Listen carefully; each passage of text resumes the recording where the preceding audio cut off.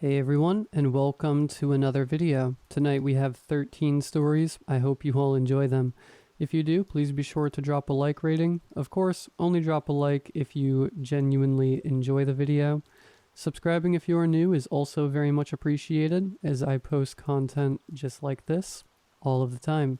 Seriously, we have a lot of content on the way. Subscribe, please! Also, really quick, I decided to use one of my older microphones for this video. I'm using my RE20. I get a lot of comments from people saying that they miss like how my audio used to sound. And I think what they mean is they miss when I was using a dynamic mic, because I used to use dynamic mics like almost exclusively. I'm just talking about some nerdy stuff, but I'm using my old RE20 for this video. If you enjoyed this audio more, let me know. Anyways, sit back, do whatever it is that you do to relax, and as always, I hope you all have a great night. For context, I'm a 23-year-old history student at college in a small town in the United States. I love learning about history, specifically wars. My grandfather passed away recently after a long battle with stage 4 leukemia.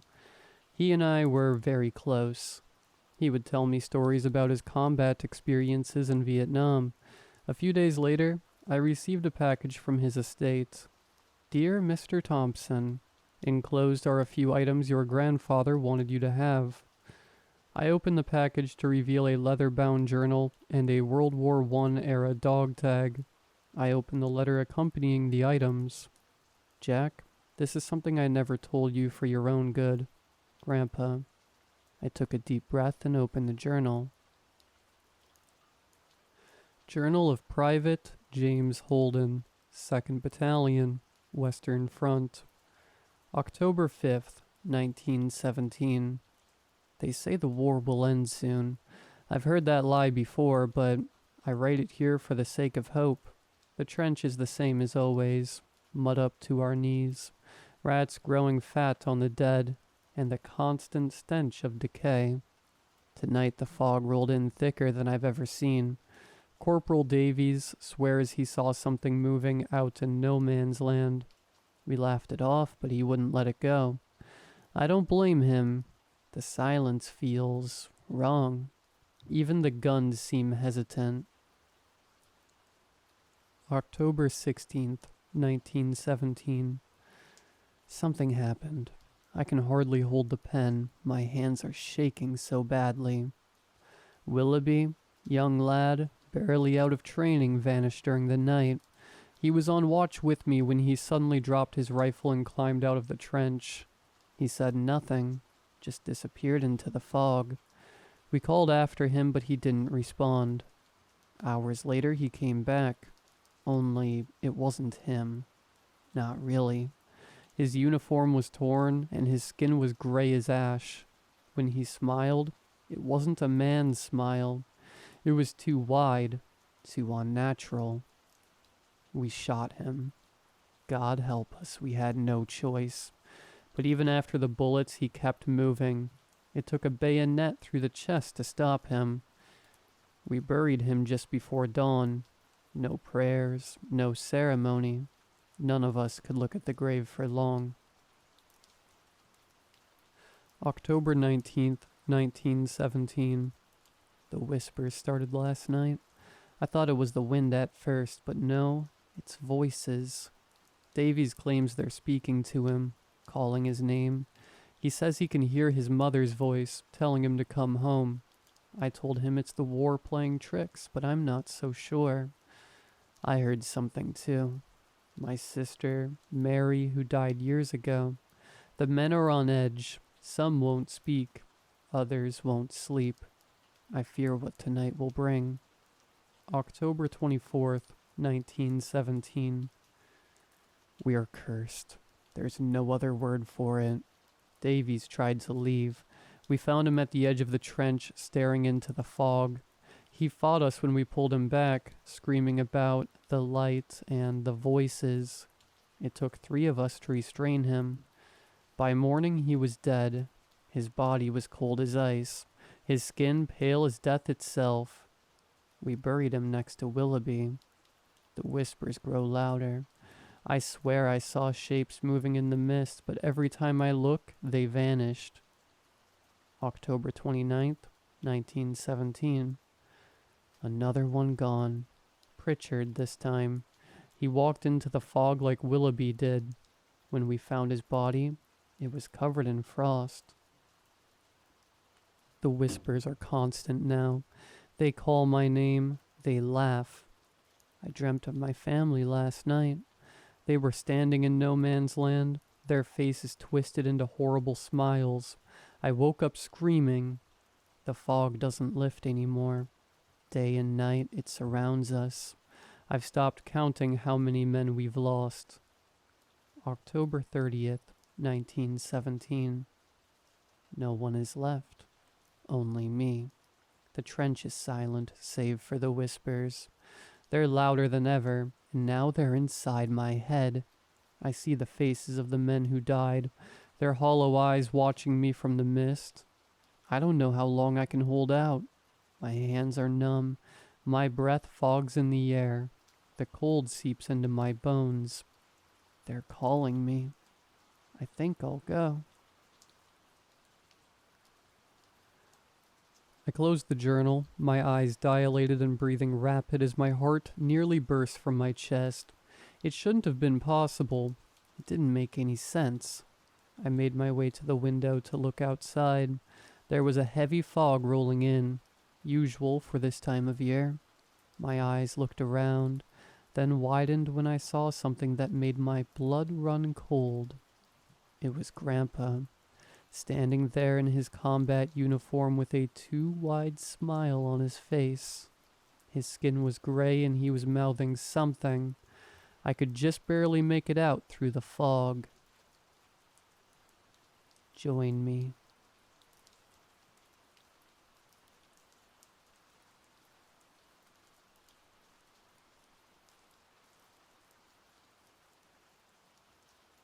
It started with a simple question. Mommy, can imaginary friends be real? I glanced up from my laptop. My 7-year-old daughter Lily stood in the doorway of my home office, clutching her stuffed bunny. I smiled. Of course not, sweetheart. That's why they're called imaginary. Her lips pursed. But what if they know things? I frowned. What kind of things? Lily shrugged, her gaze darting away. Just stuff. Never mind. She shuffled out before I could press further. At the time, I didn't think much of it. Kids have wild imaginations, right? But then, the accidents started happening. The first time it was a fire at our neighbor's house. The night before, Lily came to me looking pale. Mommy, Olivia says Mrs. Carter's house is going to burn down. I paused mid-sip of my coffee. Who's Olivia? My friend, Lily said simply, as if that explained everything. She's your imaginary friend? I asked, smiling. Lily hesitated, then nodded. She doesn't like being called imaginary. Right, I said, humoring her. Why does Olivia think Mrs. Carter's house will burn down? She just knows, Lily said. She knows lots of stuff. I reassured Lily it was just her imagination, but the next morning, sirens blared down our street. Flames consumed the Carter house, black smoke billowing into the sky. Luckily, Mrs. Carter was unharmed. She'd gone out for groceries minutes before the fire started. When Lily heard, she didn't seem surprised. I told you, she whispered. 2 weeks later, Lily mentioned Olivia again. Mommy, Olivia says to stay away from the bridge tomorrow. I froze. Why? She says it's going to fall. My stomach nodded.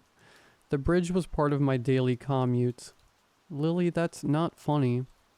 I'm not joking, she said earnestly. Please don't go. Against my better judgment, I worked from home the next day. Around noon, I got a news alert. Massive bridge collapse leaves 5 dead, dozens injured. I stared at my phone, a cold sweat breaking out across my skin. The bridge Lily warned me about had collapsed during the morning rush hour. If I'd ignored her, I might have been on it. When I confronted her, she just shrugged. Olivia told me. Who is Olivia? I demanded. She's my friend, Lily said, her voice trembling. She says bad things are going to keep happening. From then on, Olivia's predictions became a regular occurrence. A car crash at an intersection, a storm that uprooted trees, a freak accident at the grocery store. Every time Lily would relay Olivia's warnings, and every time I brushed them off until they came true. I tried everything to understand. Was Lily hearing things, seeing something I couldn't? I even took her to a therapist who chalked it up to coincidence and a vivid imagination. But it didn't feel like coincidence. One night I decided to push. Lily, what does Olivia look like? She's pretty, Lily said softly, but her eyes are black, like the night. The hair on my arm stood up. Where does Olivia live? I asked. Lily pointed to her closet. I laughed nervously. In your closet? She doesn't live there, Lily clarified, but that's where she comes from. That night, I locked Lily's closet door. A few days ago, Lily came to me crying. Olivia says you're in danger. I felt a chill. From what? She won't say, Lily sobbed, but she's scared. The last time Olivia predicted danger, it saved my life. So I started taking precautions. I stayed home, avoided sharp objects, and double-checked every lock. Nothing happened. Then yesterday, Lily's room went cold. I was tucking her in when she whispered, She's here. Who's here? Olivia, Lily said, her voice shaking. She says it's too late. The lights flickered. I spun toward the closet. The locked door creaked open, though I hadn't touched it. Mommy? Lily's voice was barely audible. Something stepped out of the shadows. I don't know how to describe it. Long limbs, skin stretched too tight, and eyes like endless voids. It wasn't human. It wasn't anything I could explain. Leave her alone, I screamed, throwing myself in front of Lily. The thing tilted its head as if studying me. Then it smiled, an impossibly wide, jagged grin. You can't stop what's coming, it whispered, its voice a rasp that chilled me to the bone. And then it was gone. Now Lily won't speak. She just sits in her room staring at the closet door. She won't eat, won't sleep, and flinches whenever I get too close. The worst part? I've started hearing things. Soft whispers at night, scratching from inside the walls. Last night I woke up to find Lily standing over me, her eyes unfocused. Olivia says it's your turn, she whispered. I don't know what's happening, but I'm scared. Whatever Olivia is, she's not imaginary. She's real, and she's not done with us.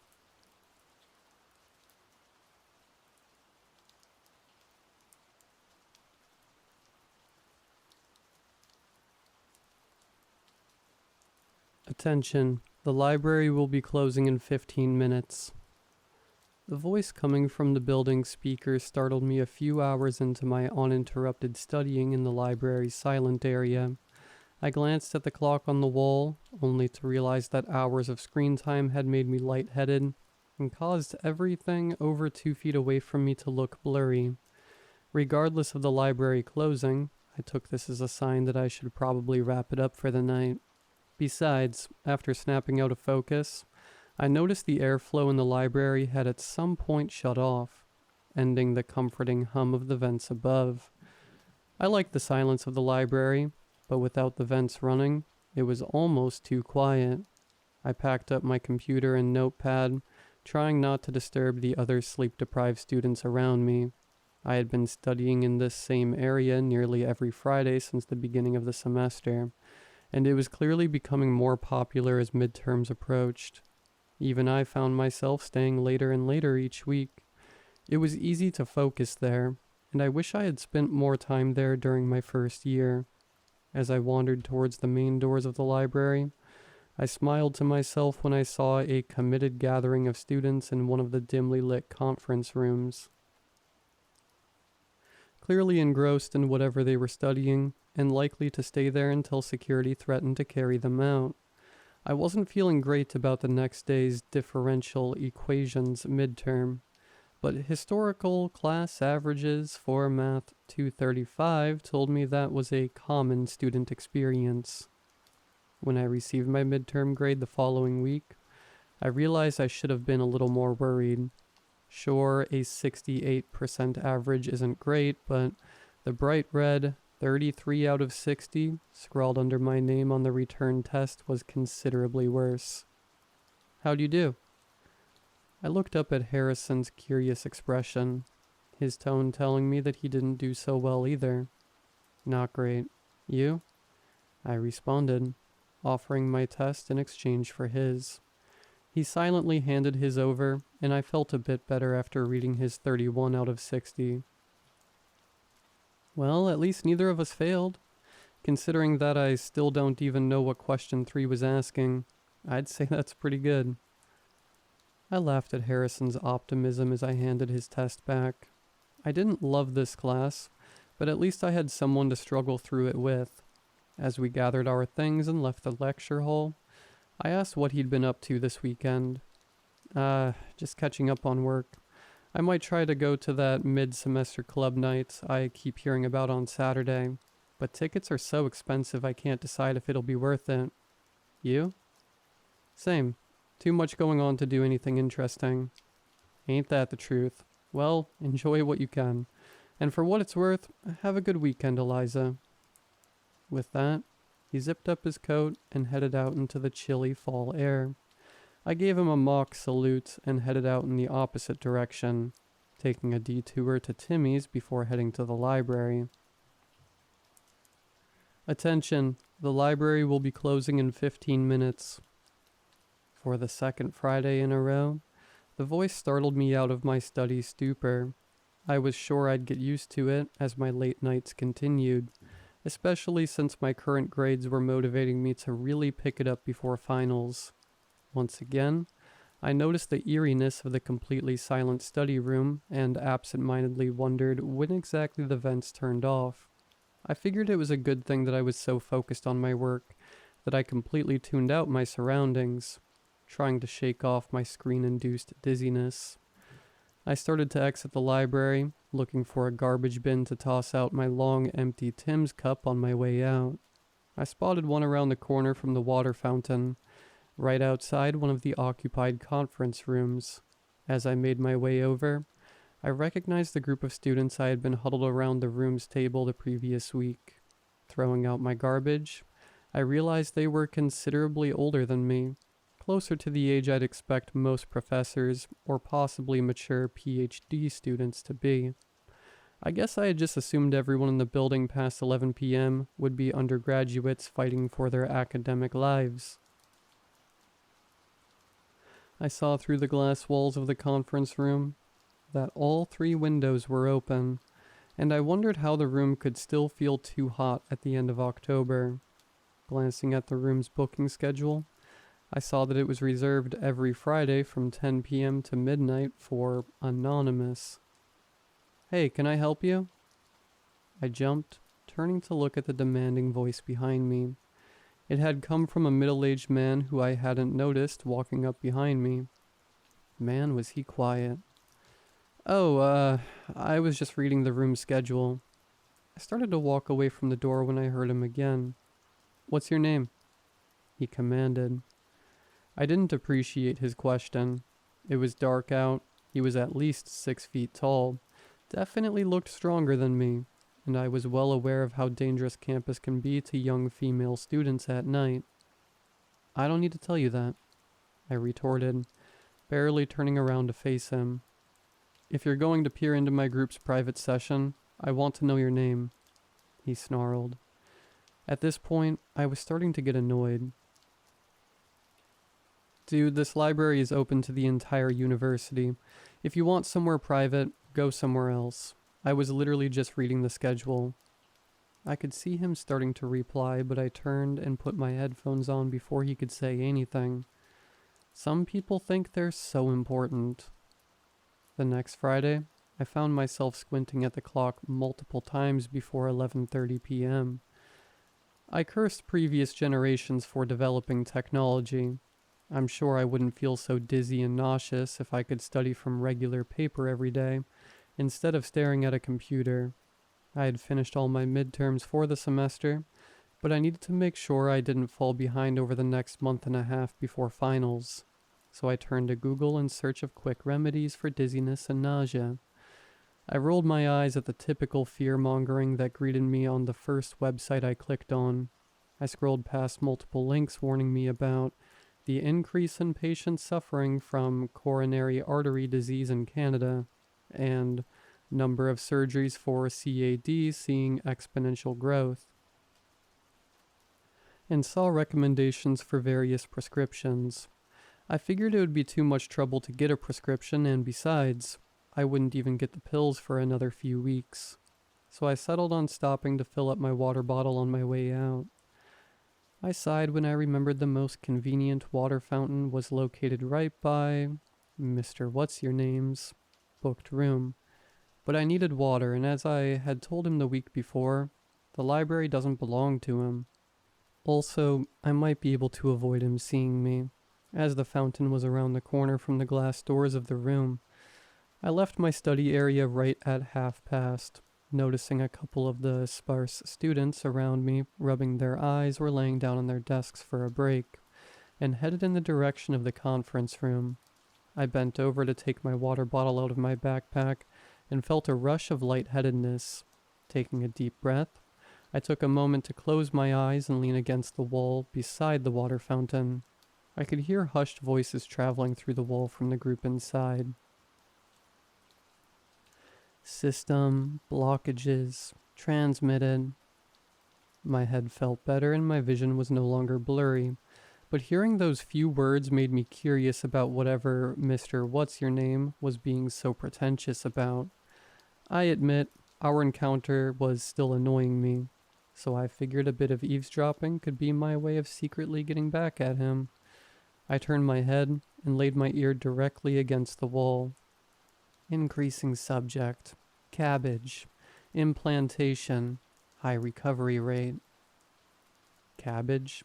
Were they studying gardens? I pressed my head harder into the wall, wondering what kind of gardening meeting would be such a secret. Continued artery, under radar, donor. This voice was quieter, and while I could make out less words, what I did hear was enough to confuse me further. Arteries had no place in gardening, I would think. Then again, I figured this could easily be some sort of animal testing study. The voices went quiet, so I decided to give up my efforts and finally fill up my water. I really hoped hydration was the issue. I did not want to deal with health problems in the middle of my second year. "Eliza, can you grab me a Gatorade while you're at it?" I nodded at Harrison as I stood up to go to the vending machine. He didn't usually like to study on campus after class, especially in the middle of the week, but this week's Math 235 assignment was kicking our butts. So we decided to work on it together in the collaborative zone in the basement of the library. As the time went on, I started to ask myself why I ever thought it was a good idea to become a physics major. "Here you go." I tossed Harrison his Gatorade and cracked open my Coke Zero. "Are you sure you want caffeine this late at night?" he asked. "Yeah, I mean, I'm so tired these days, it's not like it's going to keep me up. If it can help me get this assignment done tonight, that's all I care about." I rubbed my temples, staring at the equations on my screen as if doing so would make them solve themselves. "I feel you. Leave it to uni to drain us of our lives and our health." lamented Harrison. I smiled in agreement. Returning to my work, I heard the vents slowly dwindle off. "Oh, that's weird," said Harrison, looking up at the ceiling. "I thought it was quiet before, but you're right. When the air shuts off, you really feel isolated in here." "Yeah, it's especially weird in the silent rooms, or when no one else is around. Speaking of, I'm surprised we're the only people stuck in here on a Wednesday night." "Well, I guess most people are either smarter than us, or just have better things to do." "What time is it?" He checked his watch. 10 p.m. Huh. That reminds me of something I meant to tell you about earlier. There's this group of, I don't know, professors or something that reserves one of the upstairs conference rooms every Friday from 10 p.m. until the library closes. I tried to listen to their conversation last week and it sounds like they're researching animal testing. Harrison frowned. "That's odd. Shouldn't they have labs or offices for that? Maybe they don't want to be too public by creating a dedicated space for that because of controversies or whatever. What did the room booking say?" "Anonymous, which makes sense if they're wanting to keep that type of thing under wraps. Pretty sure all you need to do to book a room is enter an email on a library website. Still, why so late at night?" "They probably drink too many Coke Zeros during the day." I threw my pencil at Harrison, and he dodged it, laughing. I started to laugh with him, wincing as I felt the world start to sway around me and my chest tighten. Harrison noticed. "Eliza, are you okay?" Yeah, I'm fine. Just the same stuff I was telling you about earlier. It's probably a migraine or something. Seems to get worse if I get worked up or excited. I'll be fine." Harrison still looked concerned, but I promised it was no big deal. We returned to our assignment and kept working for another hour.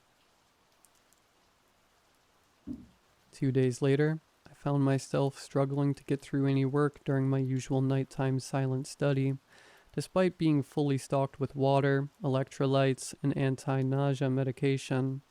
The dizziness and chest pain hadn't fully gone away since my study session with Harrison, and it seemed to be getting worse as I continued to force myself to study. I knew I needed to go home and sleep. Maybe I would call my parents in the morning and see if they had any advice. I headed out of the study area, deciding that I would see if I could eavesdrop any more on the conference room group. At least then I would have something to tell Harrison about, and my library visit wouldn't be a total waste of time. As I casually headed in that direction, I saw that the door was partially open. Perfect. I could feel cool air as I walked towards the water fountain, and I once again wondered how they could possibly be too warm at this time of year. I glanced around for bystanders, before standing as close to the corner of the wall as I could, holding my breath and trying to ignore my blurry vision and aching chest. I extended a keen ear and heard two voices. "We're being noticed. Have you seen the headlines this week?" I recognized the first voice. It was Mr. What's-Your-Name. "Yeah, and increasing cases of artery disease is not exactly new in North America." The second voice was clearly a woman, her tone condescending. "It is at this rate. I say we slow down our toxin influx. Just for now." A third voice chimed in. "If we slow it down, it's not a for now, it's a for good. Do you think it's easy to gain access to multiple building ventilation systems without public notice, even just in one province?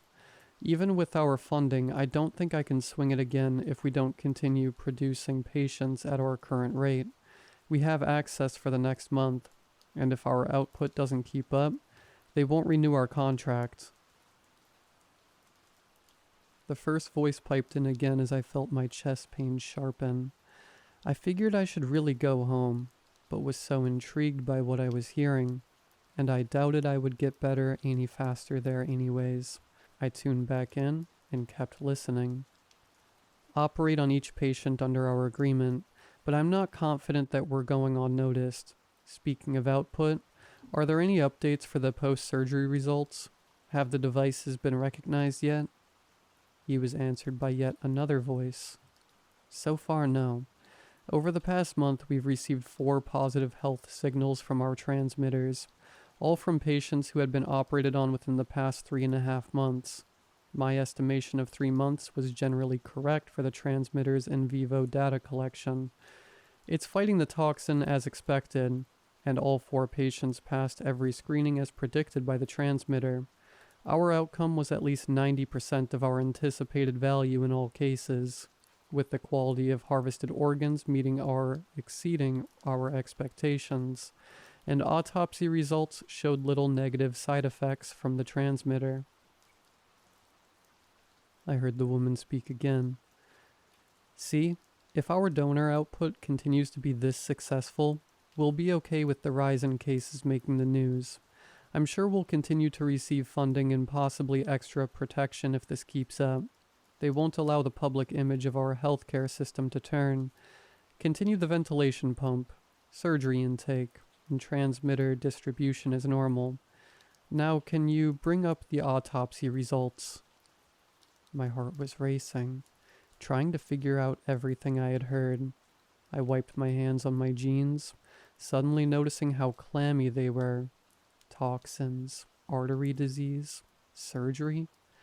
I suddenly remembered seeing some of those exact words on the healthcare websites I saw earlier this week. Fighting my now debilitating chest pain and nausea, I stumbled away from the room. Too late. I realized I probably shouldn't have crossed in front of the glass wall, but I was trying so hard to stay upright that I wasn't thinking straight. As I was halfway across the width of the glass wall, I heard the voices go silent and the door shut. I prayed that they didn't see me. When I finally made it out of the library, I failed to see the icy sidewalk through the darkness and my failing vision. I slipped and felt my head hit the ground with a loud thud. I came to my senses amongst voices and sirens, feeling something covering on my mouth. The women I realized to be paramedics sitting on either side of me were exchanging words I didn't understand. As I slowly started to try and sit up, the paramedics to my left gently pushed my shoulder back onto the stretcher. Hey, it's okay. Don't get up. The name on your ID was Eliza. Is that the name you prefer? I nodded. Okay, Eliza. Hang in there. Do you remember what happened? I squinted, trying but failing to remember the past few hours. Someone found you on the ground outside the library. You had a heart attack, which likely also caused your fall. Try to stay calm and breathe. We'll be at the hospital soon. A couple hours and multiple intake steps later, I sat in a hospital bed waiting to see the doctor. I couldn't wrap my head around what just happened. A heart attack? How? I'm 20 years old. I rubbed my chest, the debilitating pain gone but a dull throbbing remaining. I was also slowly remembering what I had heard in the library. I still couldn't fully put together what they were talking about, but what I did hear did not make me feel safe in the hospital. I was struggling to piece it together while fighting my lasting headache when I heard the door open. Knock knock. Hi Eliza, it's Nurse Jennifer. I wanted to give you the heads up that our on-call cardiovascular surgeon, Dr. Eberson, will be in shortly. Are you doing all right? The answer was no, but I nodded anyways. She smiled and left the room, telling me to let her know if anything changed. About 10 minutes later, I heard a knock on the door.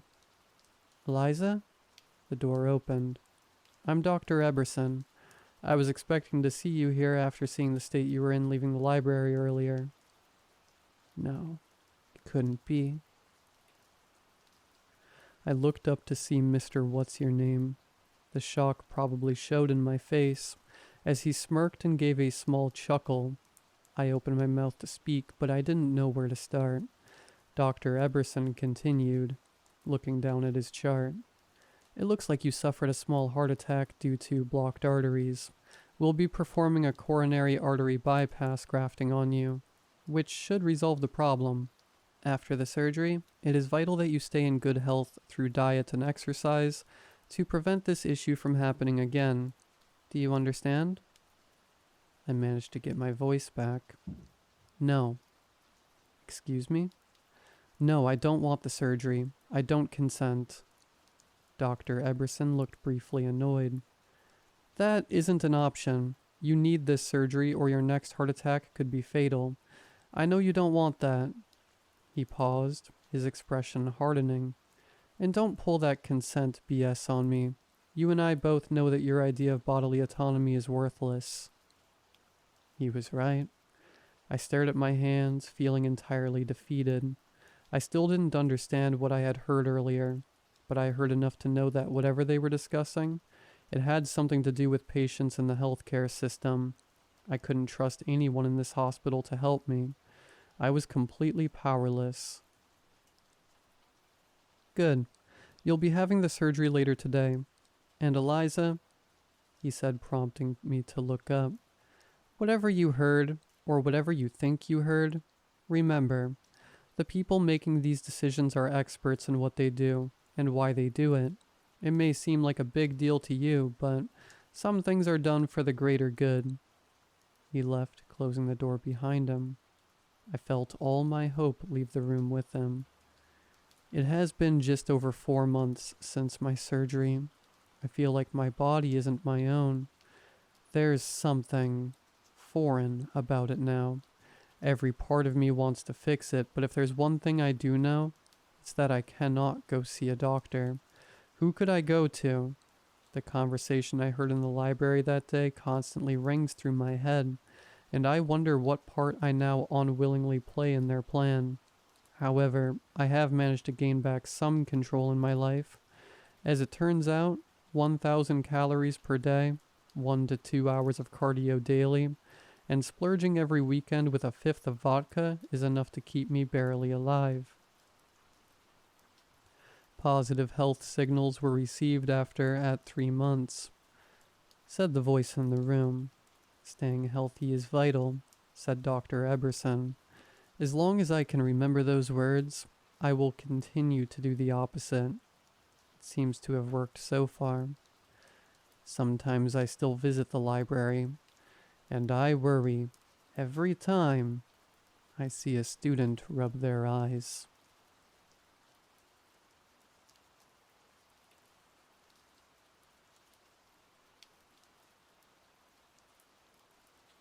The newborn phase is hard. Most parents will tell you hard is an understatement. In reality, you spend most of your time dirty and delirious, desperately trying to avoid nodding off into your 3rd or 4th morning cup of coffee. You're already dealing with constant worry, inconsolable screaming, endless poopy diapers, and wondering what each stain on your shirt is. You have no hope of getting a full night's sleep. You hardly have time to eat, let alone cook. A shower suddenly becomes the height of luxury. What I'm trying to get at is, it's easy to believe your mind may be playing tricks on you when you see something in the shadows in the dead of night, when you have a newborn. But this isn't my imagination, and I need to know if any other new parents have seen this too. Well before my due date, we set up the baby monitor. We left the monitor on at night in order to get used to the screen's persistent glow cutting through the darkness of our room. I'm a night owl, frequently staying up until 2 or 3 in the morning, so I spent many nights glancing at the screen and never noticed anything unusual. The same was true for the first few months of my daughter's life while she slept in the bassinet beside our bed. But on her first night alone in her room, I noticed a particularly dark spot in the corner that seemed to pulse, as if it were alive, as if it were breathing. I squinted, I zoomed the camera in. I even went into the room and peeked at the corner myself. I didn't find anything out of the ordinary until I glanced back down at the screen and saw that the spot had moved from the corner to the middle of the room and now a distinct humanoid silhouette, and it was looking in my direction. Fear engulfed me immediately. I stared at the figure on the screen as it stared at me. I had trouble tearing my eyes away, frozen in terror, but I knew I had to look up. I had to see it for myself.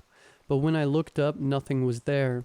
I rushed over and scooped up my daughter, bringing her back to her bassinet in our room. And when I looked back at the monitor as I plugged it in, I noticed the figure was gone. What was still lingering was the chill that had been sent up my spine, and an unshakable feeling that I was being watched. I spent the rest of the night staring at the door, as if I was waiting for someone to come barging through it. It was a week before my husband could convince me to let our daughter sleep in her room again. "You're tired. You're stressed. You probably just saw a shadow," he kept repeating. I finally gave in, just to make him drop it. I spent the entire night sitting up in bed, eyes glued to the monitor, scanning constantly for pulsating shadows, but none showed up. After a few nights with no overnight visitors, I began to relax. After a few weeks, I started to believe that my husband must have been right. It must have been a figment of my imagination, but last night I rolled over to take one last peek before going to sleep for the night, expecting to see my daughter sleeping in her crib, but she wasn't in her crib at all. She wasn't even in the room. The shadow was standing right over her empty cot, its head snapped up in the direction of the camera, as if this thing was trying to look into it, to look at me. I immediately smacked my husband awake and shoved the monitor in front of his face. "Where's the baby?" I yelled as he rubbed his eyes, trying to come quickly back to consciousness. "What are you talking about?" He yawned, finally focusing on the monitor, eyes suddenly going wide and moving to scan my undoubtedly unhinged expression. "What's that thing?" he asked me, not waiting for the answer as he sprung out of bed, running into her room as I scanned every corner of ours. As if she could have magically teleported in here on her own. I didn't see her anywhere, so I followed my husband, hesitantly for some reason, and made my way to the nursery doorway, monitor in hand. On it I could see my husband frantically searching high and low in the room, but more importantly, I could see the figure looming over his each and every move, reaching out, trying to touch him, when my husband suddenly whipped around, panting as if he expected someone to be there and yet saw nothing. But I could see it. From the doorway, I glanced up at them, but instead of seeing my husband, I was met with the face of the thing, inches from my own, with deep black eyes staring into my soul itself. The skin was covered in boils so full they could burst at any moment. Giant, jagged yellow teeth leaked drool over stretched, cracked lips. I couldn't move. I couldn't think. It opened its mouth and I expected my ears to be met with a disgusting gurgling, but instead, a sweeping crescendo of infant cries engulfed me. Not just one infant, but many, all screeching in perfect harmony, transfixing me with their heart-shattering sounds. The screams became an all-encompassing roar, growing louder and louder, before suddenly stopping altogether, the beast vanishing right before my eyes. I then heard a quieter, familiar cry from my daughter's crib.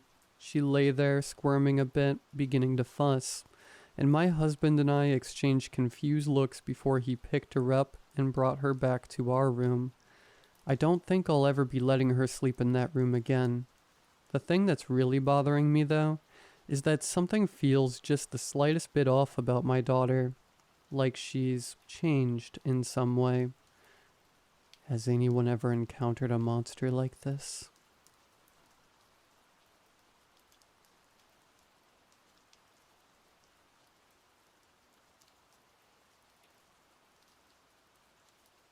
I've always had this subtle unease around mirrors. Not enough to call it a fear, just a feeling, like they were showing me a little more than I wanted to see. I never thought much of it until last month, after my roommate Evan went missing.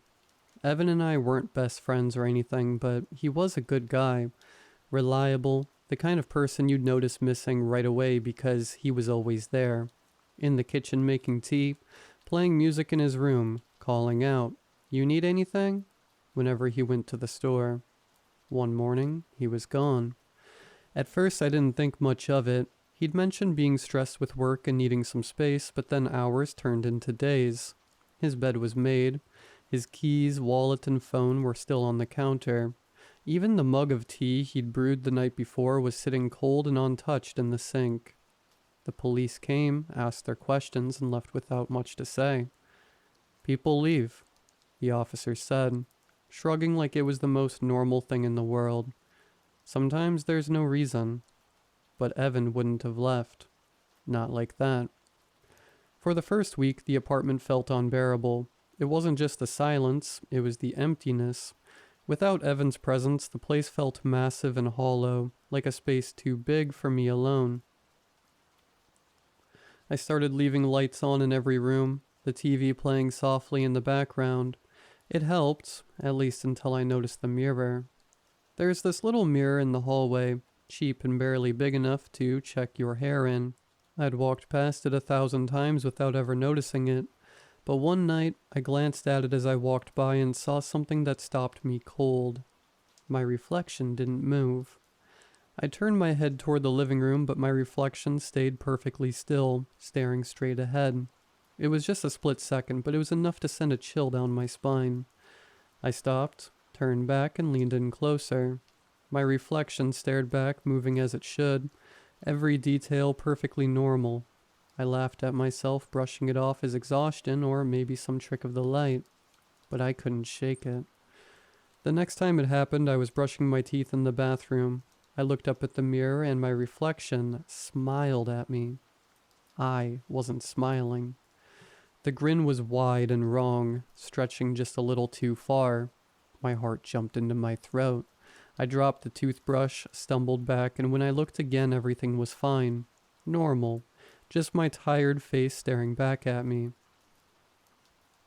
That's when I started seeing it everywhere. Windows, darkened TV screens, even the surface of a mug when the light hit it just right. I'd catch flashes of myself smiling when I wasn't, tilting my head when I was perfectly still. And then the dream started. Almost every night I'd see Evan. He'd be sitting on the couch in the living room, his back to me.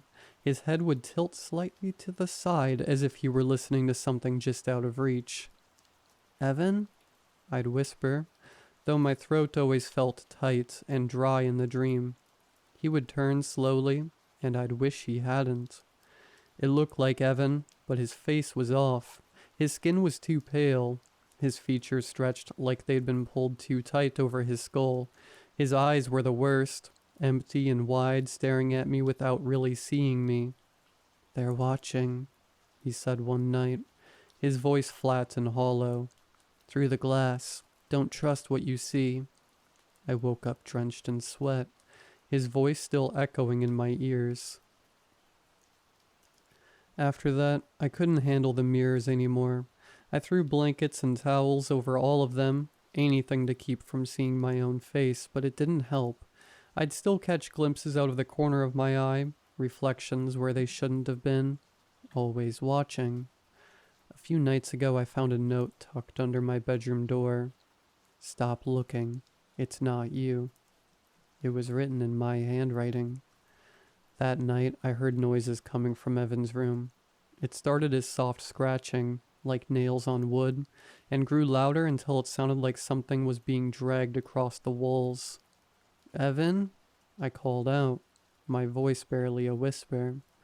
The scratching stopped. Then came the tapping, slow, deliberate, and rhythmic. It sent shivers through me, but I couldn't stop myself. I crossed the hall to his door and pressed my ear to it. The tapping grew louder, more frantic, until it sounded like fists pounding on the walls. I yanked the door open and everything went silent. The room was empty, but the mirror above his dresser was uncovered. I stepped closer, my breath catching in my throat. At first, everything looked normal, just the room reflected back at me. But then I realized I wasn't in the reflection. The dresser, the bed, the window, it was all there, but I wasn't. I spun around, panic surging through me, and the door slammed shut. When I turned back to the mirror, my reflection was there again. Only it wasn't me. It stepped closer to the glass, its movements slow and deliberate, its head tilted slightly, and its lips curled into a wide, unnatural grin. "You're on the wrong side," it said, its voice soft and amused. "This morning, I woke up in Evan's room. The mirror is gone." and I can't find the door.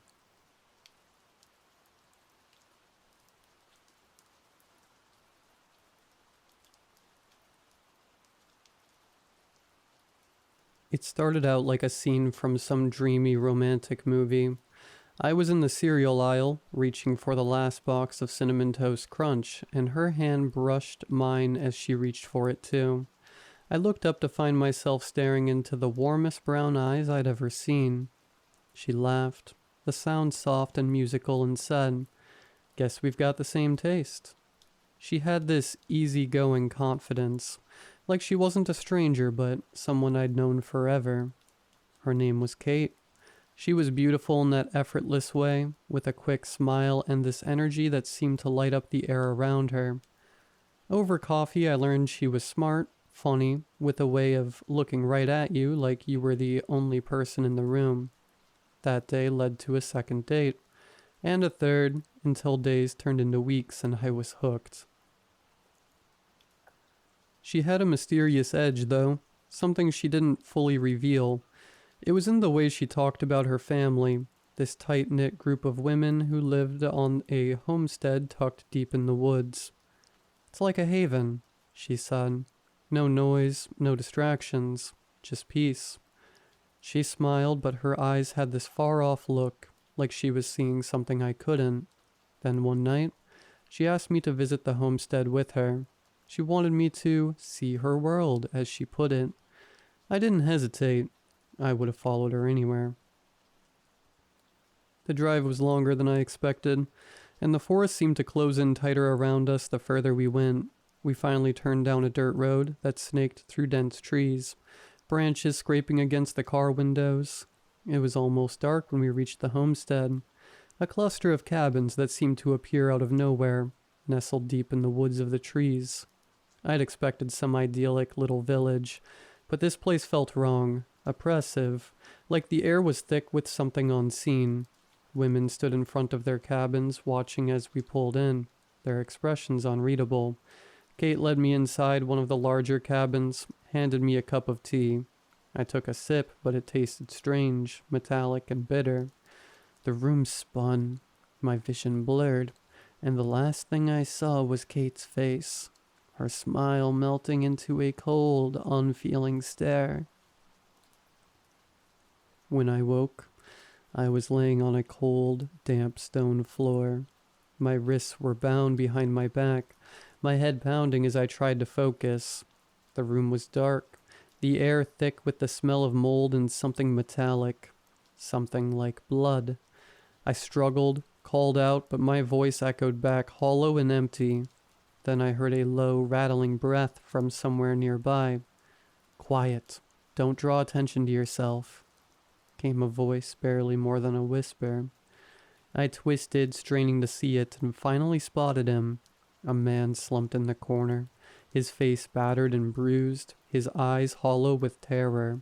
He looked at me, his gaze a mixture of despair and something else. Recognition. "They got you too?" he rasped, his eyes locking onto mine, then shifting almost fearfully toward the door. What is this place?" I managed, panic clawing up my throat. He shook his head, voice trembling. "She told you her name was Kate, didn't she?" He laughed bitterly, his voice like sandpaper. "Yeah, that's what she told me too. Kate, Ashley, Mary. She's used them all. It's not her real name. None of them are real."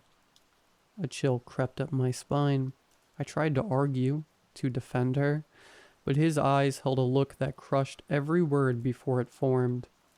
"She and the others bring men here," he continued, his voice hollow. "They lure, charm us, bring us here like lambs to slaughter. I've been here for days, maybe weeks, watching them kill." I barely had time to process his words before the door creaked open. Kate walked in, but she wasn't the woman I'd fallen for. She was cold, her eyes as dark as the shadows pressing in around us. 2 other women followed her, their faces as blank and hollow as hers. They grabbed the man, dragging him out of the room. His screams started almost immediately, desperate and raw, growing fainter until there was only silence. When they brought him back, he was nothing more than a lifeless shell, his face twisted in horror.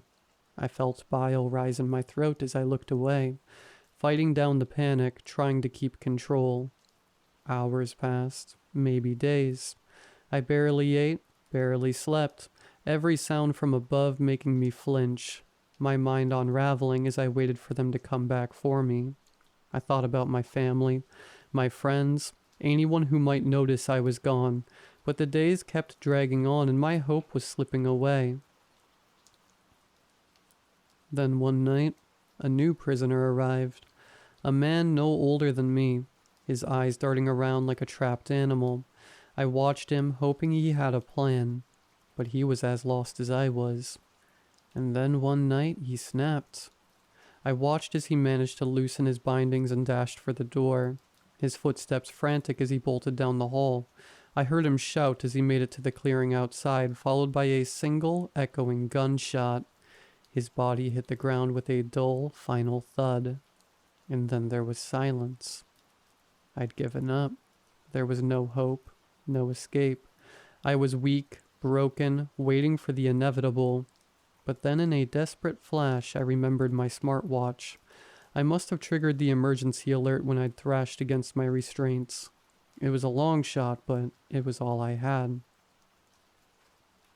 I drifted in and out of consciousness, time slipping through my fingers, and then faintly, I heard the sound of sirens in the distance. My heart hammered as red and blue lights flashed through the cabin windows, the harsh beams cutting through the darkness. Shouts erupted outside, doors splintered open, footsteps thundered above me, and then hands were on me, lifting me, carrying me out. As I stumbled out of the cabin, I looked back, and there she was, Kate, or whatever her name was. She stood in the shadows just beyond the reach of the lights, her expression as empty as the forest around her, her eyes meeting mine with a look that chilled me to the bone. She watched me as they led me away, and then she vanished into the trees. The police found nothing but the empty cabins when they returned. Kate and the others had vanished without a trace. I'm back in the city now, safe, but I can't shake the feeling that it's not over. Late at night, I catch glimpses of her in crowds, feel her eyes on me from across a crowded street, see her smile in strangers' faces, and I know one day I'll turn around and she'll be there, waiting, ready to lure her next victim into the darkness.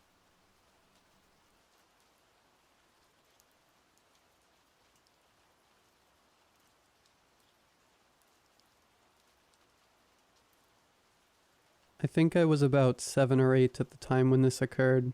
My parents had been divorced since I was 5, and so they had shared custody of me. My dad had me for the weekend and every other week. Typically on a Friday, we would go out to my Uncle Rob's, who lived in the sticks. My dad and him and a few other guys would meet and go to his garage in the back to shoot the bull, smoke, and play either poker, ping pong, darts, or whatever. I always liked this because I got to stay up a little later and got to visit my cousin Cassie.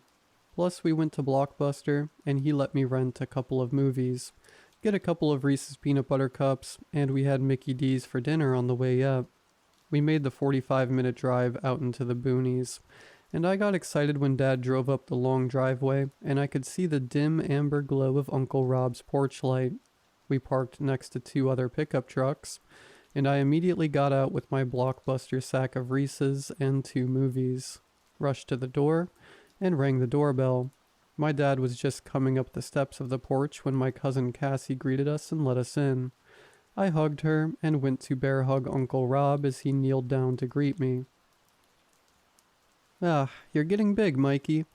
Your daddy feeding you Miracle Grow?" Uncle Rob said jokingly as I hugged him as tight as I could. "We had McDonald's," I blurted out. Afterwards, my dad and Uncle Rob greeted each other and made their way to the kitchen where all the other guys were. Before he did, my dad kneeled down to me and said, "All right, kid, you know the rules. You behave yourself, okay?" "I will," I replied reassuredly. "All right, We're going out back now.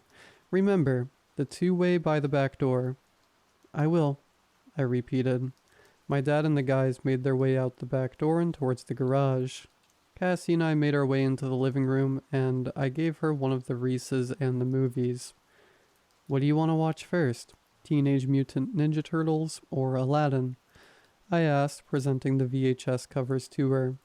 I want to watch Turtles, she replied.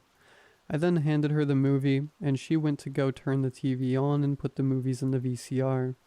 I'm gonna make some popcorn, she said as she ran into the kitchen. I just sat on the couch and watched the previews. A few minutes later, the movie had just started and she brought out the popcorn in a plastic green bowl, and we shared it along with the Reese's while we watched Teenage Mutant Ninja Turtles. I think it was more than an hour later, and Cassie said that she had to go to the bathroom. She left the room and I stayed watching the movie. I was resting my head on the arm of the sofa, and I suppose I nodded off while the movie was playing. I then slowly started to wake up and stretched my arms and legs. I then noticed that the TV displayed static and the soft white noise emanating from it. I looked around the room and noticed that the living room lights were off, but the kitchen light was illuminating from the next room. I then realized that Cassie was nowhere to be found. Cassie? I called out to her, but there was no response. I called out to her again and there was still no response. I began to yell out to her, but there was still no response. I don't know what to make of this, so I got up from the couch and called out to her while walking into the kitchen. It was all too quiet except for the ceiling fan still spinning and wobbling. I looked up at the clock hanging from the wall above the fridge and saw that it was past 9:30. I couldn't tell if I was reading the time right or if the clock was broken, but I could see the second hand ticking. I went back into the darkened living room and looked on the digital display of the VCR, and it read 9:34 p.m. Usually my dad and I could have been on the road by now, around that time, and he would have me in bed by 10. Cassie? I shouted almost at the top of my lungs. I then felt this dread creeping onto me, as if I was all alone in this house. Where did she go? I've had no responses to my continuous yelling for her. I went to the bathroom door and saw in the space below that the light was still on. Cassie? I knocked on the door. Are you in here? But there was no answer back. I opened the door to the bathroom and saw that the light was still on. She wasn't in here either. I then went to the two-way radio near the back door and pressed the button to speak. Dad? Uncle Rob? Are you there? I released the button, but there was only the white noise of static. After waiting for a response, I tried again. Dad, Uncle Rob, are you there? I asked, edging on desperation and fear. I looked out the window of the back door and saw the outside and inside lights of the garage were still on. I tried the radio again, but there was still no answer from anyone. Just static. The thought of going out to the garage at night was already creepy enough. Did I really have to make my way to the garage by myself in the dark? I tried the radio a few more times before giving up on it, and concluded that I would have to go to the garage, in the dark, by myself. I wanted Cassie to be here with me. I wanted my dad and Uncle Rob. I didn't want to be here anymore. I forced myself to open the back door, then the screen door. I stuck my head out, scanning my immediate surroundings. After seeing the coast was clear, I slowly stepped out onto the back porch and I started shivering. Even though it was a warm September night, I cautiously made my way down the back door steps and my body tensed up. I crept towards the light of the garage, trying not to make any crunching noises under my feet. I then realized, as I was trying to keep silent, that I normally heard crickets and all that, but it was all eerily quiet. I felt like I was completely alone. It felt like the garage was a mile away, and I was completely on edge with every step I took. I quickened my pace as soon as I was close to the light of the garage and burst through the door. Dad? I yelled as soon as I entered the garage, but there was no one here. The smell of cigarette smoke wafted in the air. The radio was playing the country music they usually listen to. There was playing cards left scattered on the table. But where did everyone go? Where's Uncle Rob?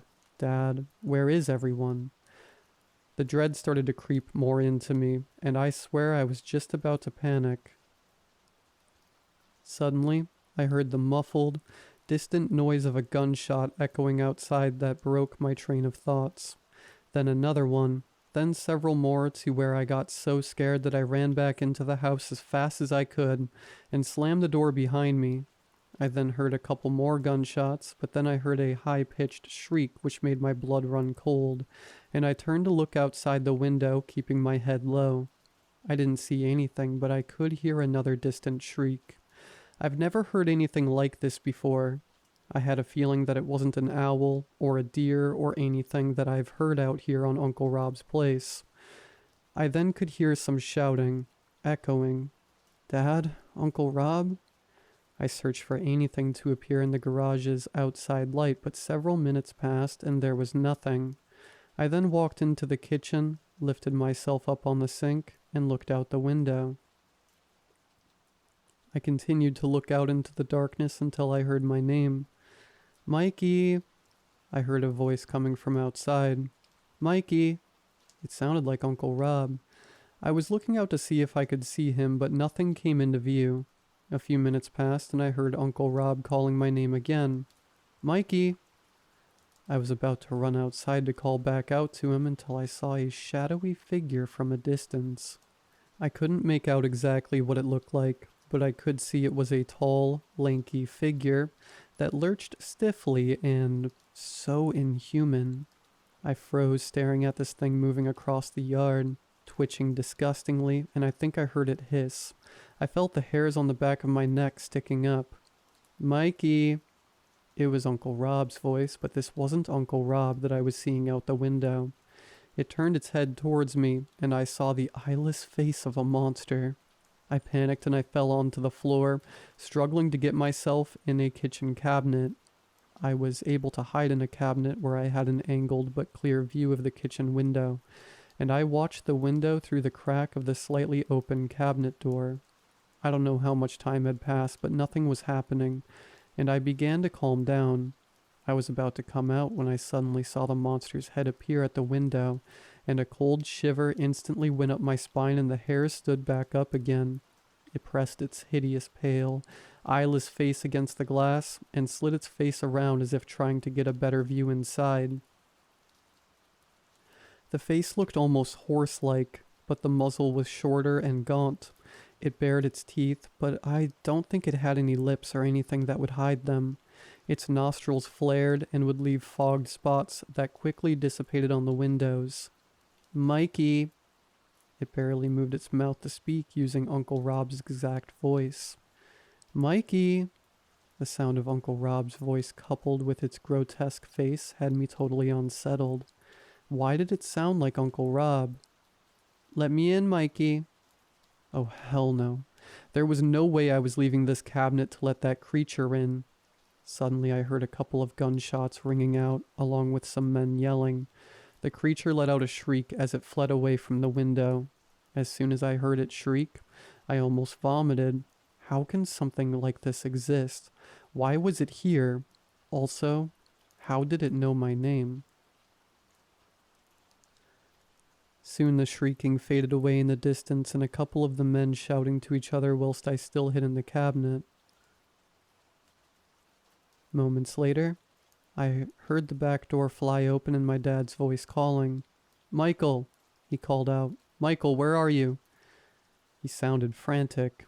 I didn't come out as believe that it was that pale monster until I saw my dad come into the kitchen. Michael? He called out, and I immediately spilled out of the cabinet onto the floor. Dad, I responded. He picked me up off the ground and threw me over his shoulder.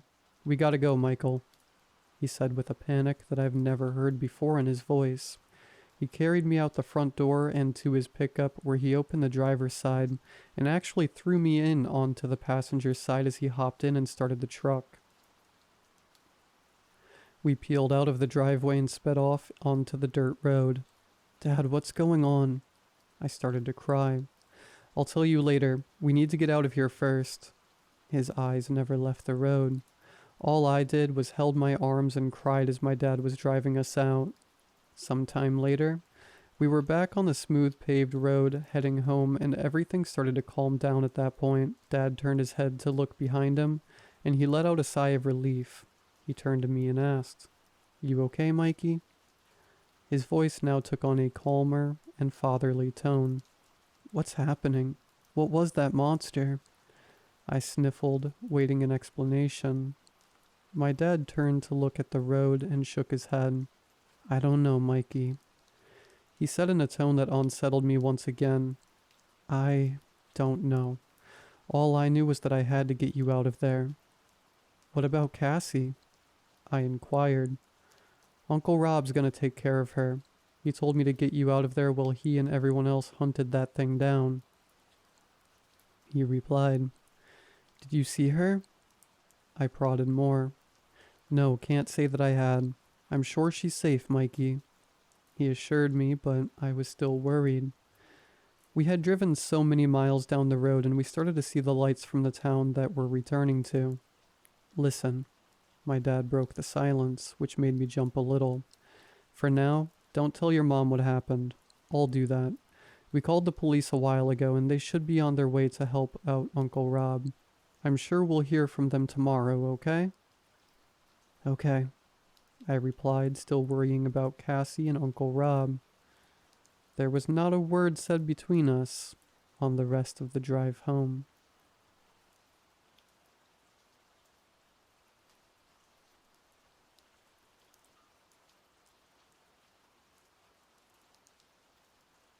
I don't tell this story often, mostly because I hate reliving it, but also because when you try to explain something like this, people smile politely, maybe even laugh it off.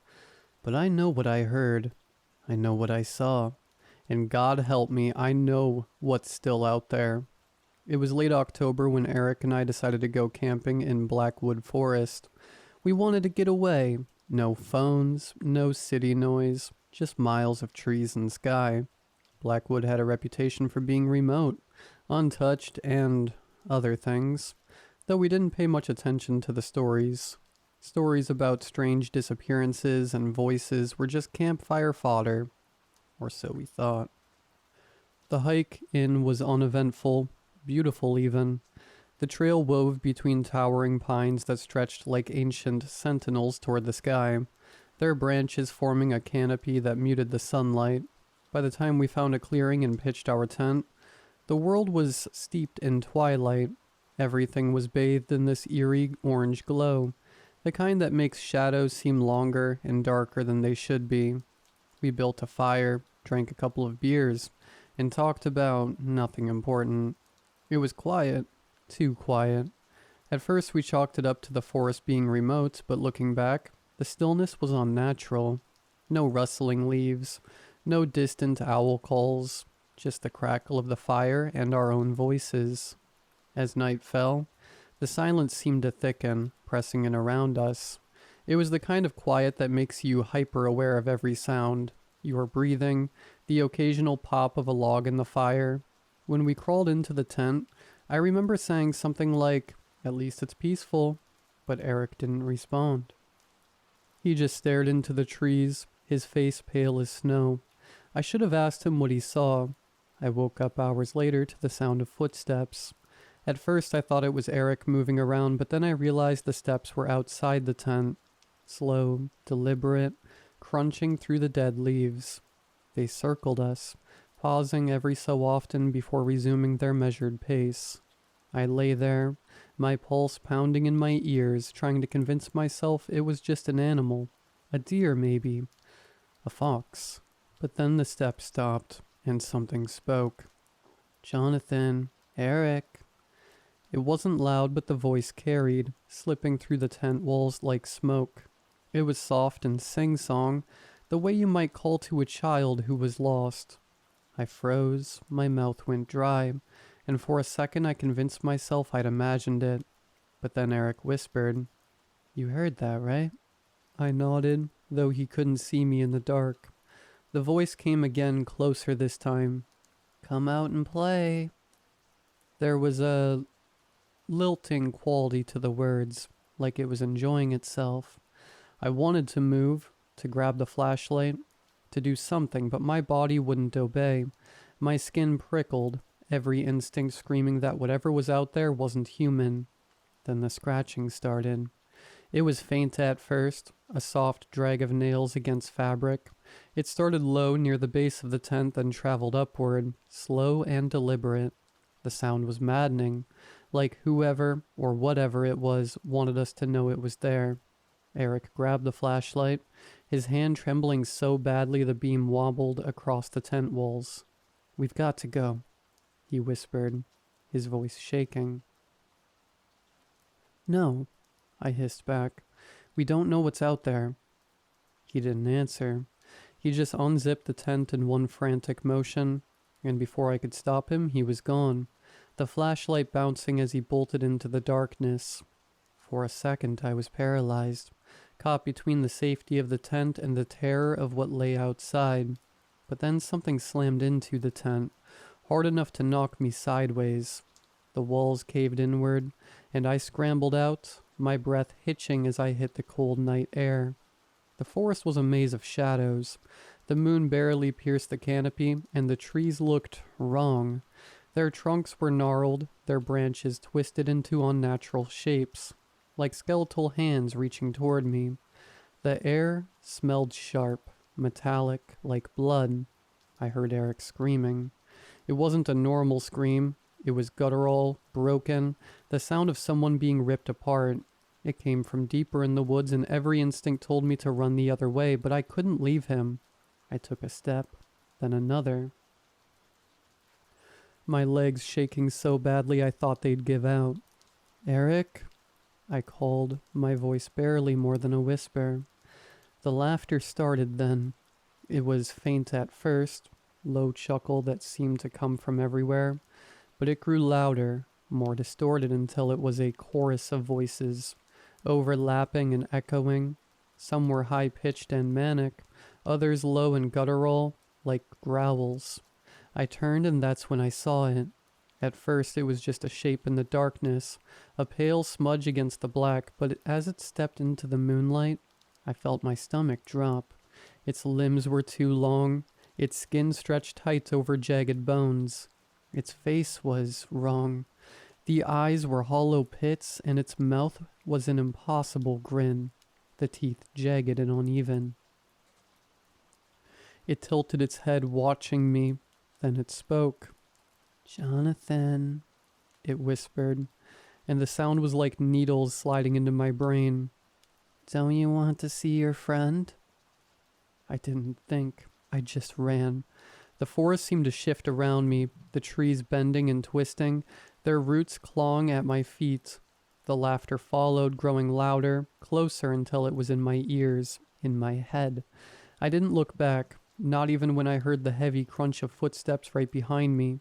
When I burst onto the trail and saw my car, I nearly sobbed. I threw myself inside, locking the doors and jamming the key into the ignition. The engine roared to life and I floored it, gravel spraying as I sped down the dirt road. But as I glanced in the rearview mirror, I saw it. Standing at the edge of the forest, its head tilted, its grin stretched impossibly wide, and as the car disappeared into the distance, I swear I saw it wave. They never found Eric. The search team said there was no sign of him, no sign of us being there. But sometimes, late at night, when the world is quiet, I hear it again, soft and teasing, just outside my window.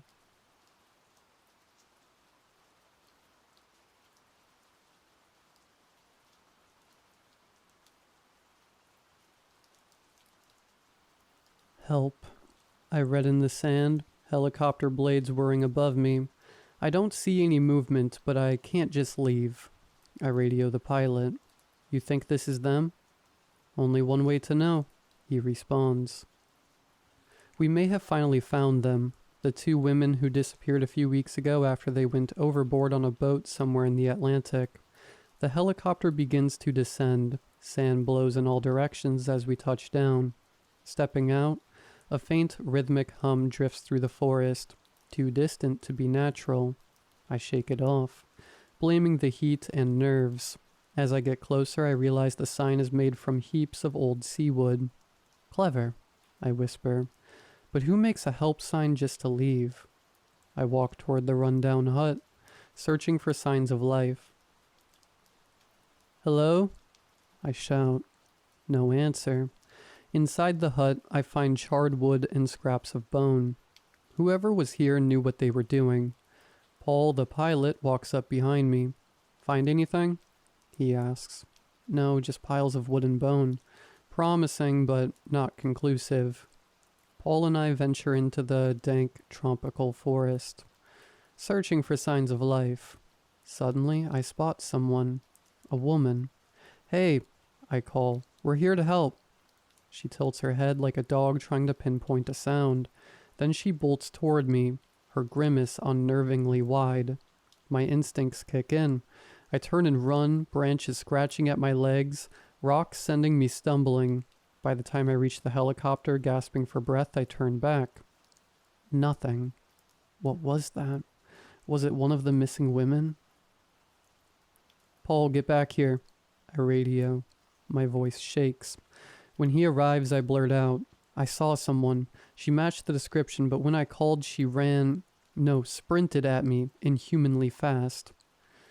We search the cargo and equip ourselves with tasers. We return to where I saw her, but there's no sign. Paul finds a trail of broken sticks and we follow it.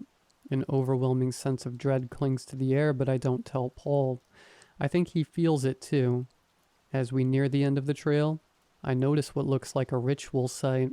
Stones are arranged in strange patterns. Charred leaves and sticks litter the ground. Symbols are carved into the nearby coconut tree. Jagged lines catching what little light filters through the canopy. Paul tries to lighten the mood. You believe in this ritual stuff? He mutters, kicking dirt, his eyes darting to the carvings. I hear the tremor in his voice, despite his attempt to sound calm. I don't know, I reply. But isn't it a bit suspicious that this is right here after I was chased? I continue to investigate, but then I hear it, a deep, animal-like groan. My head snaps back along with Paul's. There she is, the woman I saw earlier, but this time she has a partner. One leaps at Paul, knocking him out before he can even reach for his taser. I equip mine and aim at the closest woman. As I discharge the taser, she grows visibly agitated, but not by the weapon. It has no effect. She grabs the taser wire with a snarl, yanking it from my hand. Before I can react, the other woman tackles me to the ground with a strength I didn't know was possible. Everything goes black. When I awaken, I'm lying on a rock in the center of the ritual site. My hands are bound, and the air feels thicker, darker. I scream, "Where's Paul? What did you do to him?" One of the women approaches. Her expression is blank, but her eyes gleam in the dim light. "He is elsewhere," she says with a slow, eerie voice. The other woman joins her, and they begin to chant in a low, guttural language that reverberates in my chest. The words twist around me like a smothering fog. I shout, "What are you doing?" But they ignore me. Their voice is growing louder, the chant quickening. Suddenly their eyes snap open, looking past me as if something unseen had arrived. Their jaws unhinge slightly as they smile in perfect unison, teeth sharper than they had any right to be. Their lips stop moving, but I hear their voices, clearer than before. "He has come for you. He will show you the way." A shiver races down my spine. I pull against my restraints. The woman on my left draws a knife and steps closer. She tilts her head, watching me with an almost curious gaze. "Don't worry," she whispers, her smile chillingly gentle. "You won't be alone." In the distance, I hear a familiar voice, Paul's voice calling my name, but it sounds wrong, distorted, like an echo through a tunnel. My heart pounds as I realize the voice is coming closer, but I can't see anything in the darkness. The air cools as the malevolent force nears. The woman raises the knife above her, her eyes glassy, almost devilish, as if she's looking at someone, something, just behind me.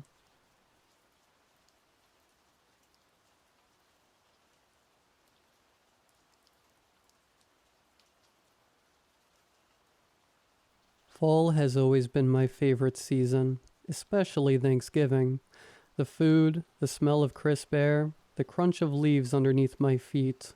I've always found comfort in the spirit of Thanksgiving, but now I can only remember my hand feeling the bitter cold farmhouse beside me, and my feet crunching a hazel eye growing out of the dirt in the garden. I struggled to push through the backyard as I felt crooked hands pulling me into the ground, and deformed mouths groaning for me to stop moving. After what must have been 2 minutes wading through the rain in a sea of malformed limbs, I could finally breathe in the shed about 200 feet from the back door of my house. My grandparents left me their farm in the will, and their crops at Thanksgiving were always stellar. But there was something extra special about them. It wasn't just their taste or texture that made this holiday the highlight of my year. My grandparents had always wished to grow a big and healthy family, and that's just what they did. The dirt in their garden turned a single seed into an entire field of corn in mere hours, and a lone tomato gave me enough energy to break my school's cross-country record by over a minute. Grandpa Gil always called it a miracle, a gift from God, to make sure their family was always healthy and provided for. When they passed, my Grandma Betty and Grandpa Gil had their ashes spread in the garden, part of the dirt that gave their family life for so many years. I had always respected their wishes, growing my own vegetables and paying respects to their patch whenever I could. My only mistake was leaving the faucet on last night. How was I supposed to know that the miracle came from the water and not the ground? I had barely cut the grass since I inherited my grandparents' farm, so the sea of weeds behind me did well to consume the fleshy undergrowth. Still, in a flash of lightning, I caught a glimpse of the yard more vivid in my mind than anything I had ever thought of before.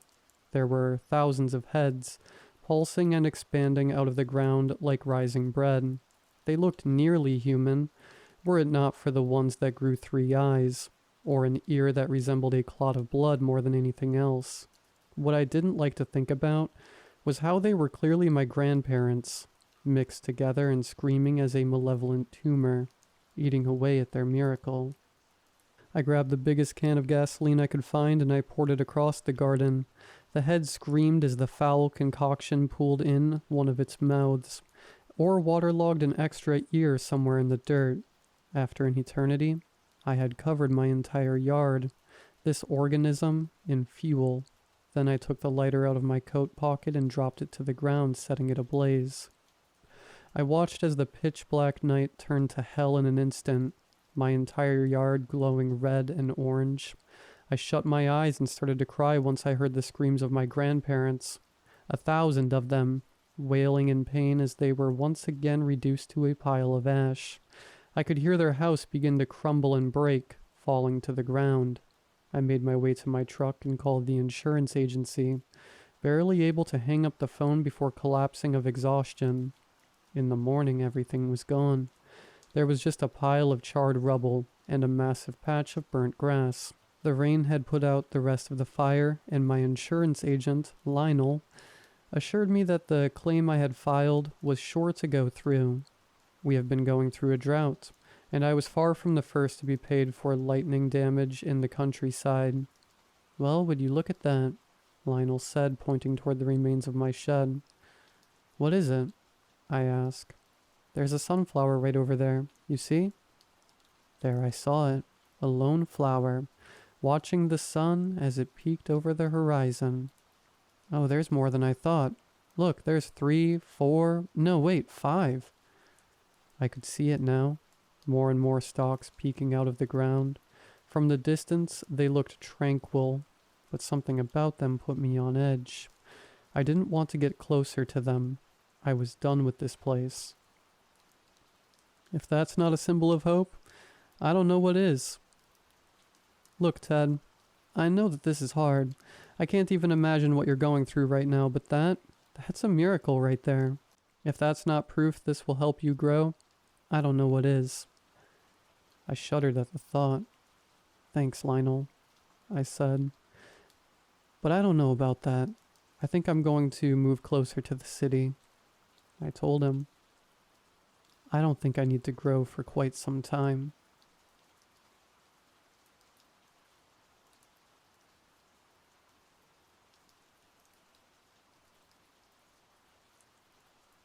I've been hunting all my life, and I have yet to see anything else like what I saw. To this day, I still don't have a definite answer for it. Maybe some of y'all will know. I was 19 at the time. I had just gotten off of work, so I figured I might as well go hunting. I got my rifle and hopped in my truck, and away I went. I got there about 3.5 hours before dark. Plenty of time to get my stand. I crossed the creek and started up the hill, and I saw something move fairly fast through the trees. I figured it must have just been a deer. Already spooked one. Not good. Got to my stand and climbed up it. Text my dad to tell him I got there safe. I loaded my rifle and got comfortable and waited. About an hour later, a herd of does I had seen on my cameras showed up. They milled around for about 30 minutes. Before they left to go eat some acorns behind me, I saw a 4-point about 10 minutes later. Not what I was after. About 30 minutes later, I hear something making racket about 200 yards in front of me, in a tree line across a field. I had an iron-sighted gun, so I wasn't willing to shoot the 200 yards. The gun I had was a .444 Marlin lever action. I'd hunted with it since I was 12, and had taken countless deer with it. It's a bit overkill for deer, but I liked the stopping power. Eventually a deer walked out. Looked like a pretty good buck. As he got closer, about 150 yards, I noticed something was off with him. Maybe it was the CWD disease, or whatever it's called, I thought. It started making these unholy sounds and started to get up on its hind legs. I'd heard stories from old-timers about things that go thump in the woods, but never believed them. I decided I was probably just tired from work. He stayed in the field, still acting weird, until it was just about time for me to get down and head back to the truck. I started to get down and was about 10 feet off the ground when I heard a blood-curdling scream from the field. It scared the daylights out of me, and I slipped and fell off the ladder. When I got up, I looked back, and it was on its hind legs in a dead sprint towards me. I took off running and jumped in the creek and laid down on the bank. I peeked over the side, and it was up there, walking and looking for presumably me. He saw me, so I raised my rifle and fired. The shot rang out, and I heard it hit him. I racked another round in, but he was on the ground. I was relieved and my mind was spinning. Before I could think of my next move, he was back on his legs and started walking towards me. I ran so fast I thought I was going to fall. He was about 15 yards behind me, but he was closing in. I turned around and fired another shot, with hopes that it would stun him. It didn't. I counted my options and decided on a risky plan. I ran to a secondary path out, one which had a creek that was flooded from rain the night before. I swam across it, but he couldn't swim and he didn't want to seem to get anywhere near water. He let out another blood-curdling scream, so I shot him again. This time he screamed like it hurt him. I had 1 bullet left after that. I got to my truck, and of course it wouldn't start. That's what I get for driving a diesel in late November. I finally got it to turn over and started to back up when I saw him running at me, faster than he previously was. I stuck my rifle out the window of my truck and waited until he got close. He was about 10 feet in front of me when I fired. I could see him well when he was that close. He was a 10-point. His head had no bottom jaw or eyes, and his hide was peeling away. His entire body looked withered. When I shot, he hit the dirt hard. I hightailed it home and told my dad what had happened. He didn't believe me. I went back the next day to see if there was any proof. He was gone. All the tracks were gone. There was nothing to even indicate it had happened besides my spent casings on the ground. If anyone has any idea about what that thing was, please let me know. I'm writing this while I'm in the deer stand, so hopefully it's not bad luck. Although I do hear a strange sound in the trees across from me.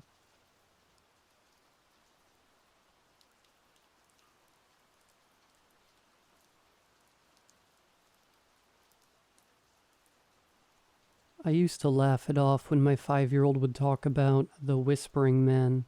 Kids have wild imaginations, right? She'd tell me he would sit by her window at night and whisper things to her.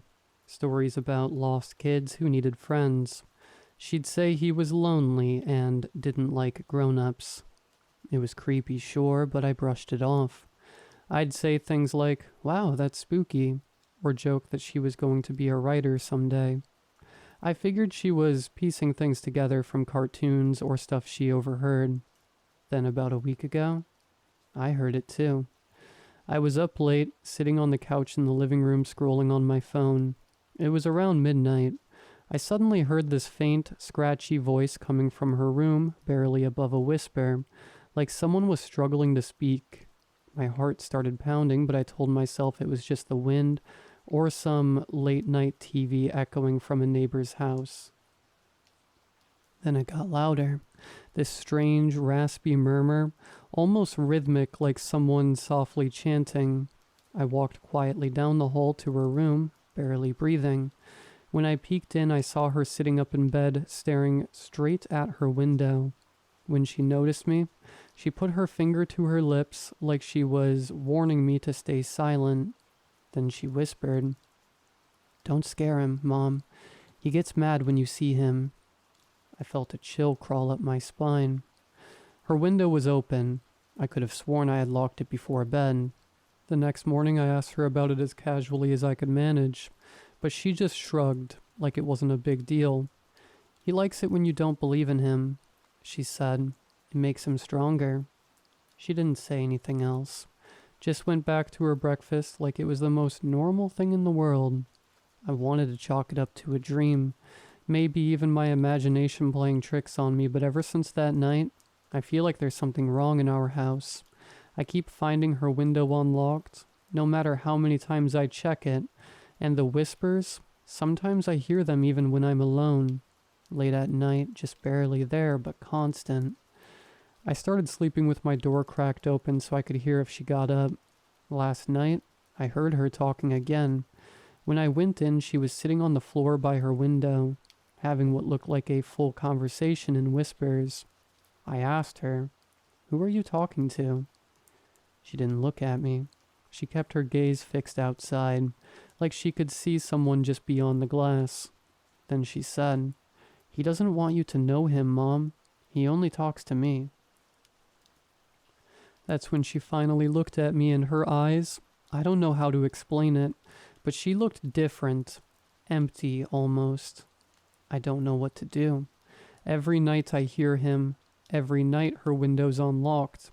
I'm terrified to sleep, but even more terrified to stay awake, waiting to hear that voice again. Has anyone else gone through something like this? I'm not sure if I'm losing my mind or if something's actually here.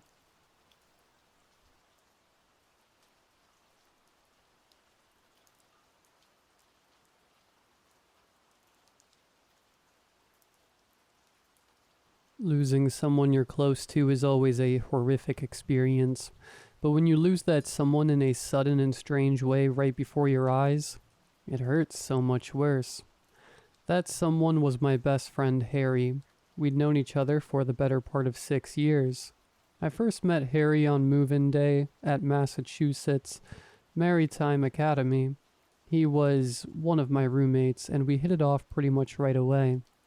I don't remember how it came up exactly, but it turned out we both had a niche interest in cryptozoology. In what little free time we were given at the academy, we would drive to the infamous Bridgewater Triangle in search of whatever paranormal activity there might be. Ghosts, UFOs, you name it. Neither of us truly believed that we'd ever find anything. We mostly just used our little misadventures as an excuse to drink in the woods. The closest we ever came to some kind of supernatural encounter was when we stumbled across a hairless raccoon. It was certainly the strangest thing we ever saw out there. Those 4 years were some of the hardest in my life, and if it weren't for Harry, they very well could have been the last. As cliché as it sounds, he became a brother to me. I'd even go visit his family with him on vacation and holidays. His parents would jokingly refer to me as their long-lost kid. Our graduation was one of the hardest days of my life. I've never been good with goodbyes, even with people I didn't like, but Harry was on a whole other level. I nearly cried in front of his whole family. Thank God I didn't. Harry went on to work for a tanker company based out of Seattle, and I went off to work on tugboats in Alaska. We kept in touch the whole time, but it just wasn't the same as seeing him in person.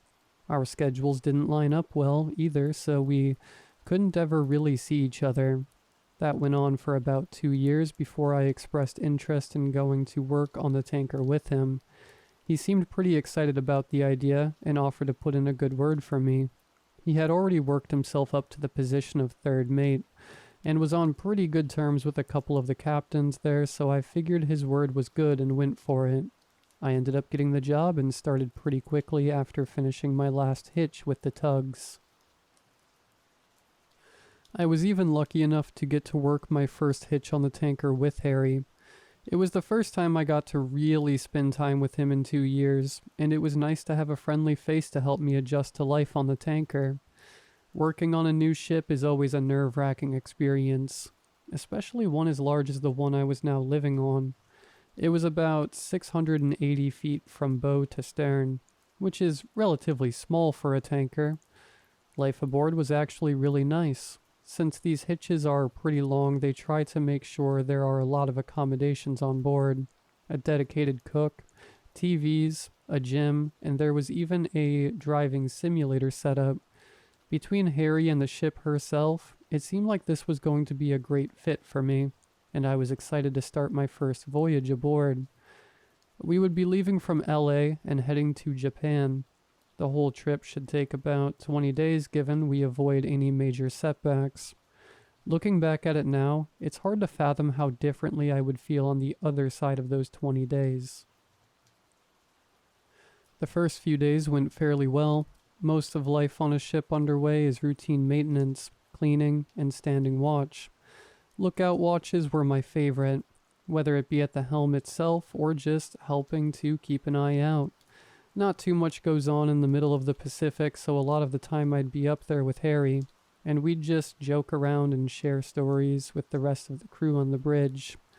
There were a couple of occasions where we had to make passing arrangements with another vessel, or we got reports of free floating containers in the area, but aside from that, it was pretty uneventful. It wasn't until the 8th day that it would change. I wasn't on the bridge when this happened, but Harry filled me in when he saw me. The incident occurred during the night watch. Lights were spotted on the horizon, which is not an uncommon occurrence at all, as lights are used to identify ships and communicate critical info. Like what sides you are seeing so you can determine what direction the ship is headed. For example, all ships have a green light on their starboard side, red on the port, a white light on the stern and masthead, and then there are yellow lights to indicate if they're towing something. What was uncommon about the lights were their color. Apparently it was a horizontal line of interchanging green and purple lights. There are no vessels that use purple lights in any scenario. There was some talk of maybe they were actually red and just looked purple at a distance for whatever reason. But even then, that pattern of red and green isn't used at all in the maritime world. They disappeared after about 20 minutes and weren't seen again. It really wasn't that significant of an incident at all, and was forgotten about almost immediately, but it was the first in a series of strange occurrences. Harry especially didn't think much of it, although he did crack a joke saying it might have been a flock of ropen. If you've never heard of them, ropen are a cryptid from the southwest Pacific that are basically just glowing pterodactyls. I laughed, but deep down I thought about how cool it would be to see some kind of sea monster while we were out here. Like how the sailors of old would talk about seeing mermaids or kraken. It was a childish fantasy. but my fantasy nonetheless. The next day, we would stumble across the next strange occurrence of our journey, and this time I would be the one to witness it. I was out on bow watch, where I would stand at the very front of the ship to help keep a lookout instead of up on the bridge. I spotted something floating in the water about 500 feet off of our port side. It looked fairly large, so I called it out to the captain on the radio. I then took a closer look through my binoculars and realized what was in the water. It was a dead whale. There were even a few sharks feasting on it. It didn't look like it had been dead for long. Well, it's not a typical sight. Coming across a dead whale is by no means an unnatural one. I've seen pictures and videos of scenes just like this before. But what I haven't seen before is the types of injuries this dead whale had. There were the easily explainable ones, such as the large chunks of missing flesh from the opportunistic sharks or holes pecked into the surface of the whale from seabirds. But then there were the long, deep gashes in the whale. They were straight, almost parallel lines, and the flesh around the wounds seemed almost charred. I'm by no means an expert on decaying whales, so I very well may have just misunderstood what the process of decay looks like on a whale, but nonetheless, something about it just felt off to me. The bridge team seemed to have gotten a kick out of it. The captain even took a picture to send his wife, who was a middle school science teacher, so she could show her class. The thought of the roping entered my head again. The childish side of me thought maybe, just maybe, this whale was a victim of that flock, and the gashes in its side were from the mighty claws of those bioluminescent pterosaurs. It certainly was the funniest explanation I could think of. Maybe that's what I'll tell my kids someday, if I ever have kids at least. I radioed up to Harry joking about the roping, to which I got a quick laugh back and a confused captain asking, "What the hell is a roping?" I embarrassingly explained it in the most simple way I could think of. A glowing pterodactyl, to which the captain only said, "Oh, okay, sweet." Another 2 days would go by without incident, but the next occurrence would be much more notable. Yet again I was there for what happened. This time I was up on the bridge at the helm when something strange appeared on our radar. It was showing a large target about 15 miles off of our starboard bow. Based on the size of the blob on the radar, it would have been roughly the same size as us, but it could not be spotted with the bare eye of our ECDIS, boat GPS. We were nowhere near any land masses whatsoever, and even if we were, we should have been able to see it. The weather was completely clear and our visibility was well past 15 miles. There was no land and there were no ships. Large targets appearing out of nowhere on radar is actually somewhat normal due to subrefraction, and other science nonsense I could not care enough to memorize. But what isn't normal is these ghost targets being given ARPA data. ARPA is an add-on to radar that will automatically track targets in your area and warn you if they become a danger. ARPA will automatically calculate the target speed, course, distance to you, CPA, closest point of approach, and TCPA, time of CPA. Our ARPA was giving us all of this data on the target, meaning that something was actually there, and that something was moving. According to the ARPA, it wouldn't be a danger to our course, and was in fact moving away from us. This was pretty confusing to everyone on the bridge, including the captain. There was no real explanation for this other than it just being a really weird glitch. However, the captain decided to take extra precaution anyway, and ordered the lookouts to keep an eye out for our ghost. If it was in fact real, no one ever caught a glimpse of it. I tried to think of a way I could tie this into my ever-growing ropin' lore, but it was just too weird of an incident. And unless you had somewhat of an understanding of how radar works, it's not one you'd find any significance in. Instead, I tried to turn it into its own sea story. I settled on our radar picking up on a ghost ship. I was pretty proud of that one, but I never got around to telling Harry. which was a real shame because I think he would have really liked it, and now I'll never have the chance to tell him. As weird as that whole ghost radar situation was, it would not be the last of the day's weirdness. In the last hour of the day, which we started to get some very strange communications over the radio. It had been 4 days since we last communicated with another vessel, and 3 since we heard any communications over the radio at all. All vessels are supposed to monitor 2 different radio channels at all times. Channel 13 for general communications, and Channel 16 for emergency communications. Your maydays, sinking ships, fires, etc. These new chatterings were coming over Channel 16. What we heard was almost nonsense. They were complete sentences, but they were without clear context or purpose, and the message was being spoken interchangeably by different voices, switching word from word. The voices of both men and women with various accents would all take turns speaking as if it was a Mad Lib. From what I remember, it went something like this: American male, pon, British male, this, Scandinavian female, vessel, Indian male, in need, American female, immediate, Eastern European male, passing, British male, request, Japanese male, stay, Middle Eastern male, course, French female, starboard, Chinese male, passing. The voices then cut out to brief static and then silence. The captain was more annoyed than anything. Everyone chalked it up to interference, and the message to just be nonsense. But it sat with me. As chaotic and jumbled as the message was, it was clearly trying to communicate something to us. Whoever made that message urgently needed us to stay on course. I'm not sure why they would have chosen to do it like that instead of just communicating normally. The wording of the transmission was also strange. It got the message across, but it was done so choppily, like whoever made it did not have a great grasp of the English language, or only had a limited amount of words it could use. The whole situation just did not sit right with me.